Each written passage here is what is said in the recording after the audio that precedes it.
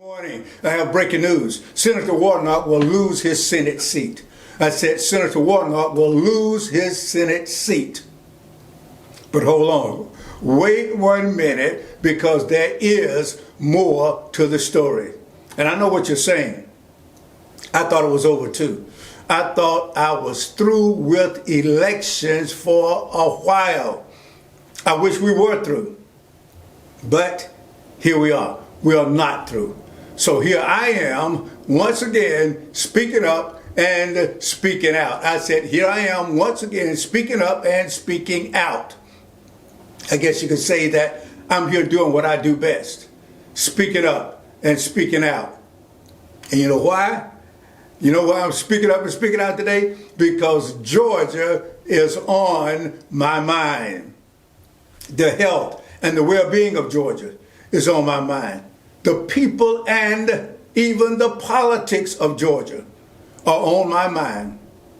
You know, Senator Warnock has been in office now roughly, I guess, close to 2 years. And I believe that he has represented Georgia well. And I believe that he has represented all of Georgia. And I believe he has represented us well. I mean, when you look at the contrast between the two candidates, Warnock and Walker, when you look at the intellectual contrast, when you look at the differences between the two candidates, the intellectual contrast, the character, the morality contrast, the integrity contrast, the experience contrast, the educational contrast, and the qualification contrast. And when we look at these contrasts, Senator Warnock should have won this election already going away. I mean, he should have slaughtered the opponent, but he didn't. And I believe that there are some easy to identify reasons why he did not. Now remember something, these are my thoughts. These are my opinions. And of course, you are certainly welcome to your opinion and your thoughts. Are you hearing me? I mean, here's the situation. Here's where we are. We're in a situation now, as it stands right now. The Republicans have collectively held their noses and voted for Walker. They selected him. They nominated him to be their candidate. And they have collectively held their noses and voted for Herschel Walker. And this is something that they never want to have to do again. They don't want to go through that again. It was distasteful. It was unlike them. It was really beneath, some might think, their character. I mean, you know, if other states determine the losses and the gains in the House, and particularly in our case in the Senate, if there are other states that determine that, you know what's going to happen, my friend? I said, do you know what's going to happen? Then Georgia, listen, will not be much of an immediate factor. And then the Republican Party would get shed of their candidate like a pot of hot grits. Everybody in the world except Walker knows that the Republicans are only using him. And they're using him in what I believe is going to be a failed attempt to secure the Senate seat that is now held by Senator Warnock. But beyond that, I said beyond that, they have no use for Walker in spite of him, listen, claiming friendship with his former employer. But what the Republicans fail to realize is that with Senator Warnock, you at least know what you're getting. You know what you're getting. And you know what you're getting really is not all that bad. I know the hype and I know the campaign. I know all the dirt that has been slung, all the mud that has been slung. I understand that. But you know deep down in your hearts, the man has already proven some worth. And we know that what we're getting out of Senator Warnock really is not all that bad. As a matter of fact, I would go so far as to say it's not bad at all. I would think that he's doing a mighty good job so far. In the last 2 years, he has accomplished much. I mean, you know you're getting a sound man. You know you're getting a stable man. You know that you're getting a man of character and integrity. On the other hand, with Walker, although you think you will be able to control him and manage him, you have no idea what you're getting. Can I say that again? You have no idea what you're getting yourself into. And the fact is that dogs have a tendency sometimes to break free of their leash and take off on their own. I'm not saying that's going to happen with your dog, but I'm saying that, you know, that's what dogs tend to do sometimes, especially when they are violent, aggressive, radical dogs. They're constantly tugging at the leash, trying to break free. Can I go ahead and enlighten you on something, Republicans? You know, if you get Herschel Walker in office, if you put him in office, if you succeed on this little venture that you have embarked upon, if you succeed, I mean, even if he is as slow as people claim he is, I don't know. But if he's that slow and you put him in office, sooner or later, he's going to figure out y'all done used him. He's going to figure out you all have manipulated him, and he is going to, listen, he's coming back. I said, he's coming back. I said, he is coming back. He is going to realize he has been used and played by the Republican Party, and in retaliation, he could become President Biden's best friend and vote with the Democrats on everything that comes down the pike. I'm just saying now, because 6 years is a long time. I say 6 years is a very long time. I mean, a man could begin to think highly of himself in 6 years. He could really begin to think that he has it going on in 6 years. I mean, you don't know what you're getting with this guy. You don't know what you're getting. But the truth of the matter is, we really should not be where we are today. We really should not be here. Senator Warnock should not be in this position. The Democrats, the Democratic Party of Georgia failed. Senator Warnock's campaign failed him. And the senator himself failed himself. There was failure on every hand, in my opinion. There was nothing but failure, because this man has been in office. He has been elected. He has held office and has done a good job. How do you come up with this guy that y'all claim is so terrible, so violent, such a big liar? And I tend to agree with you based on what I've heard and seen. But how then do you run neck and neck with a guy like this? And you're supposed to be all that educated, all that smart, all that experienced, all that character, all that integrity. Come on, man. You ain't got no listen, there's no reason why you ought to be in this position. None whatsoever. And I tell you the truth, I mean, you know, I'm going to vote, and I already know who I'm going to vote for. But when I look at this thing, I'm like, you shouldn't even be here. It makes me want to just walk away and not have anything to do with it. Because you brought it on yourself. The Democratic Party of Georgia has failed. As a matter of fact, do we have a Democratic Party in Georgia? Your campaign has failed you. You have failed yourself. You all, listen, you all took Walker for granted and you thought he would be a pushover, but instead, you all were the ones that got pushed over. You know I'm right about it. I mean, they gave you plenty of ammunition, but you didn't even use it effectively. You never fired a shot, so to speak. You failed to capitalize on all his weaknesses, his negatives, and he has plenty of it. He was prepared, and you were not. He even won the debate, and you lost it. In my opinion, he just plumb did like he did his first couple of years in college at the University of Georgia. He just ran slap, just like he did the guy in Tennessee. When they first put Walker in, he just run slap over you, bro. That's all there is to it. But now you got to capitalize on his weaknesses. And I saw in his ad, they showed his little ad, how he ran over the fellow up there at Tennessee. And but they didn't show the latter part of his career.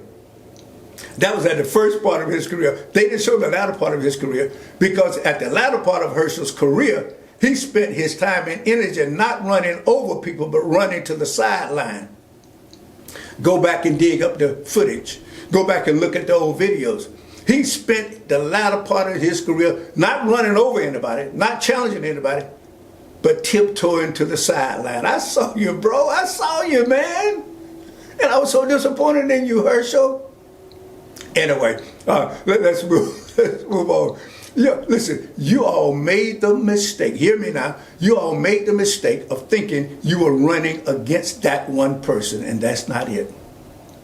You were not running against one person then, and you are not running against one person now. Listen, the fact is, you were and you are running against the Republican Party. And really not even just here in Georgia, but you're running against the Republican Party throughout the nation. The National Republican Party, that's who you're running against. That's who you're running against. And listen, you got to admit that you never prepared for him, but you failed, and they had him ready. I mean, come on now, they had him ready. I said they had him ready. And even though you were preparing for him, but you failed to prepare for the party, for the Republican Party. It was really never person against person. It was always, and it remains, party against party. But your party, Democratic Party, failed you miserably, my friend. They left you out in the cold. I mean, they left you out in the cold. This race is different than your first race, and it has to be run differently. You have to hit Herschel where it hurts. You have to capitalize on his weaknesses. Listen, my friend, I'm in your corner. I'm with you. But it's time to dispense with the bedtime stories. And it's time to start doing some serious campaigning and some serious politicking. The little bedtime stories, they're cute. Yeah, they're cute. And maybe they inspire somebody somewhere. I don't know. But hear me, my friend. Part of the accusations that were against and that are against your opponent is that he wants to be a police officer. He always pretended like he's a law enforcement officer. And he has lied about, I will work for this department, and I was this and I was that. That's been all the talk. That's been really a big part of the basis for all these lies that he's been telling allegedly. All right? And listen, and during the debate, man, you let him off the hook. This guy was either bold enough or stupid enough to stand up there and pull a fake, good grace of the life, pull a fake badge out. And you, my friend, stood there with that deer in the headlight look while the train passed you by, and you never said a mumbling word. Ain't nowhere in the world I would have let him get away with that. The moderator tried to make him put it up. I would have jumped all over that. I would have been, excuse me, sir, what department is that from? What department do you work for? Are you with the FBI, the GBI? What do you work for? This guy had the gall, the unmitigated gall, to pull out a fake badge. He is not a law enforcement officer. And you, Senator Warnock, stood there and did not open your mouth. I find something terribly wrong with that picture. I said, I find something terribly wrong with that picture. You failed to challenge him and capitalize on such a dumb move on his part that really proved that what everybody was saying, they were correct about him. Walker was never challenged on his relationship and his affiliation with Trump. And as best I can recall, in an effort to tie you closely with the president, President Biden, you were asked if you would vote for Biden, but Herschel was never asked if he would vote for Trump. Not that I recall, not that I heard. Listen, the people you are dealing with, they care nothing about you being a preacher or a pastor. They care nothing about Reverend. And they are not impressed with your bedtime stories. Are you hearing what I'm saying to you? They are not impressed with your bedtime stories. And it's time you stop running like you have the seat, although you do. And start running like you want the seat. Start running like you're serious about getting the seat. Start running like you're serious about helping the people of Georgia. It's time to show some fight.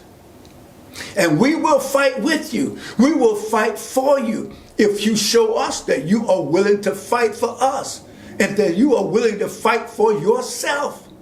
The people of Georgia are not trying to elect a preacher or a pastor. We're trying to elect a United States senator or re-elect a United States senator. And in my opinion, my friend, speaking of that, in my opinion, as far as this campaign is concerned, you should never even be referred to as Reverend Warnock. That's not going to put in the wind under your sail, my friend. You should never even be referred to as RAPHAEL Warnock. That's not going to gain you any points. I would say you should always be referred to as Senator Warnock. You are the senator, are you not? I said, are you not? You are the senator. Listen, your campaign should not be talking about elect RAPHAEL Warnock, but re-elect Senator Warnock. That's what you need to be putting in people's mind, that I am the senator. And I am running for re-election. I'm just not somebody that just come in out of the woods. I am Senator Warnock, and I'm seeking to be re-elected. Now, I hope you can do that and do it legally. I know they got all kinds of rules about how you can campaign and how you cannot. But I would never come out talking about I'm Reverend Warnock. I would never come out talking about I'm RAPHAEL Warnock. You are a senator. Act like you're the senator. Talk like you're the senator. Run like you're the senator. And run like you want to remain the senator. Are you hearing me, my friend? The truth of the matter is, you are beginning to look like the one on the outside trying to get in. And Walker is, beginning to look like the one on the inside that refuses to let you in. All this stuff. Instead of you talking about all the time, and I approve this message. Listen, stop approving all the, I know y'all got to do that legally, but stop approving all these messages. Stop talking about I approve that message that somebody else recorded on your behalf and speak for yourself. Are you hearing me? And instead of sitting back trying to remain squeaky clean and letting everybody else do the dirty work, get your own hands dirty. You say it. You call it what it is. And then we will know you approve this message. Speak for yourself. Are you hearing me? And I would advise you to go to your corner and come out swinging. Yeah, you got a task ahead of you, my friend. You've got to energize the people, inspire the people, motivate the people, and then mobilize the people if you expect to win re-election.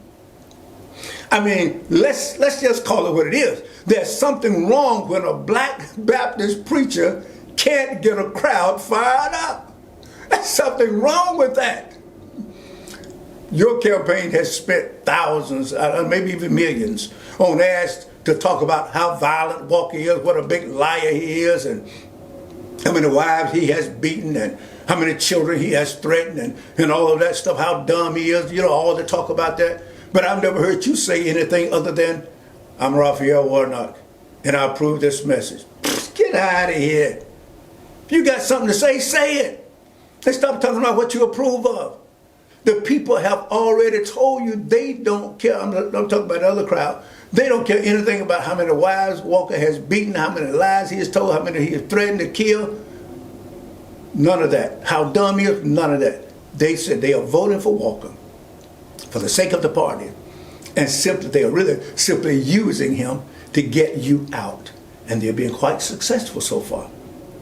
And once they have used him, they will send him on his way. I have seen it done over and over again. Study your history. Enlighten yourself on your history. Listen, my friend, it's up to you to show them why they should care. It's up to you to show them why they should support the best candidate. Not just a vote for the party, but the best candidate, which most of us, I believe is you. Walker's people, when you look at it and look back on the debate, they had him prepared. They have cleaned him up significantly. Even in doing his ass now, he actually seems like he can talk.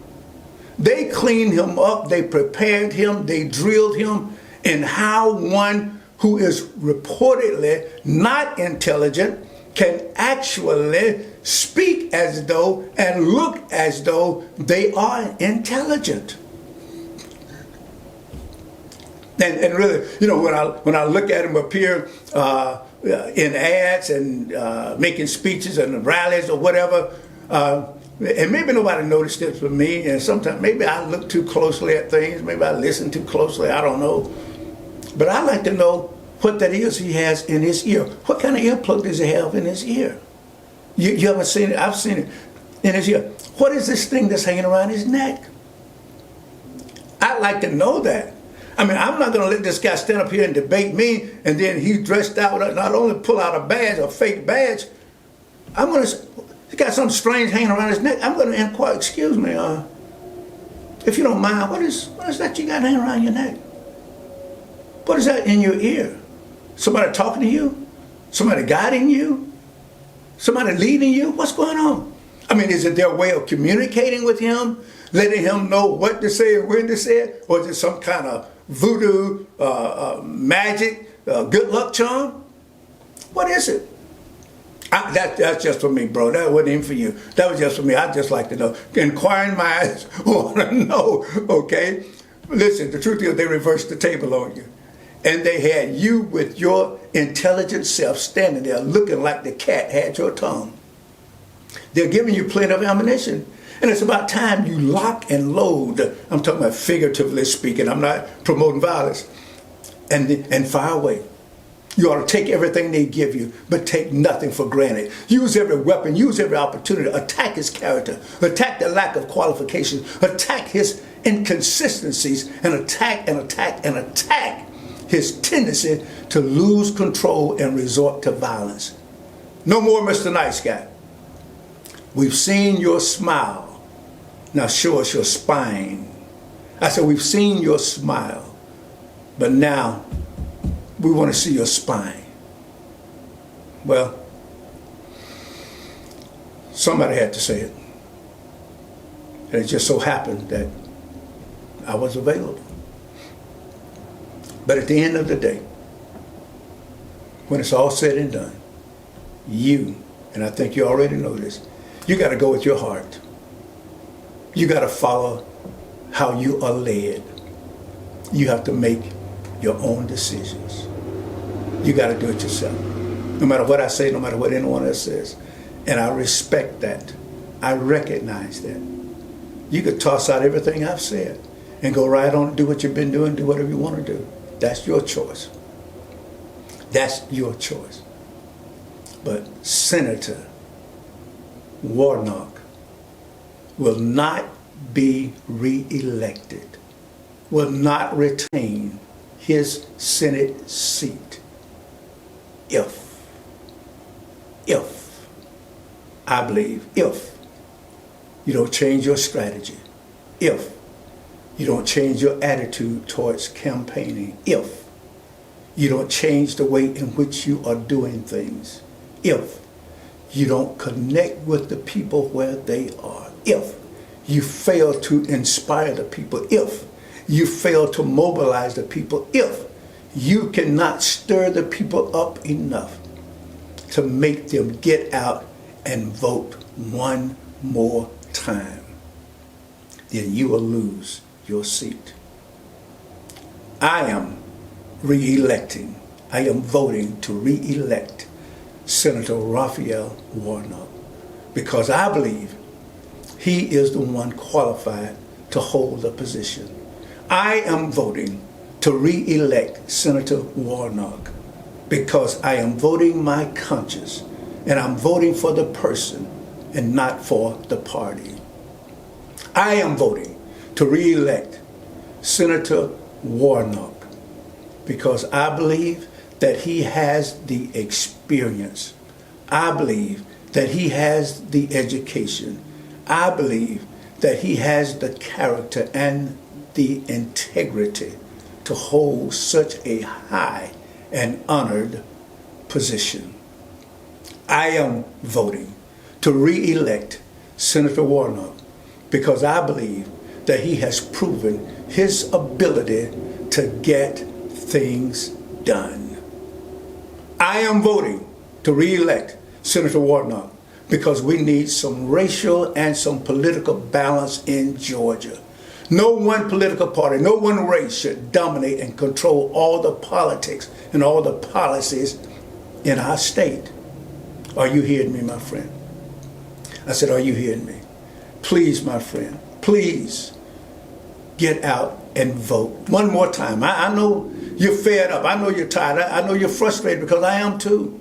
I am fed slap up. But you know what? I'm going to do it again. I am going to do it again. Do it again. Get out and vote.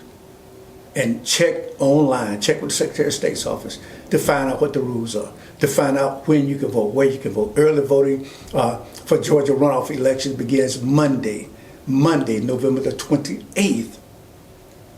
You can vote early, and it runs from November 28th to December the 2nd, from that Monday to that Friday. You can vote early, but check with your county board of registrar's office to find out where you can vote and what the hours are that you can vote if you're going to vote early. And I strongly suggest that you vote early, that you get on out there and get it done. Are you hearing what I'm saying? But check with your registrar's office in your county, because the counties vary sometimes. They're not uniform throughout the state. Some counties do it this way, some do it that way.